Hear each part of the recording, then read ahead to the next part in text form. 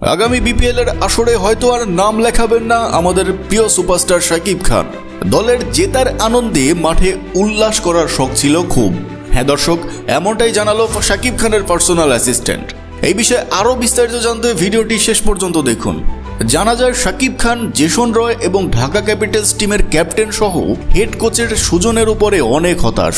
ঢাকাকে জেতাতে ইংল্যান্ডের প্লেয়ার জেসন রয়কে মোটা অঙ্কের টাকায় বাংলাদেশে আনেন শাকিব খান নিজেই। তবে জেসন রয়ও এক রানেই আউট হয়ে যায়। অথচ যাকে দলের প্রথম 3 ম্যাচে নেয়াই হয়নি, তার দুর্ধর্ষ পারফরমেন্সে ঢাকা জেতার দ্বার প্রান্তে গেলেও শেষ রক্ষা হয়নি।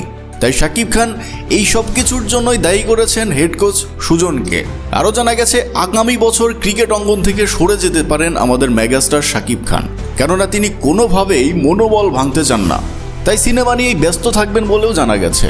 তো দর্শক, আপনাদের কাছে কি মনে হয়, এমনটাই কি হবে? শাকিব খানের কি করা উচিত? একজন শাকিব ভক্ত হলে কমেন্ট করে জানাবেন কিন্তু অবশ্যই।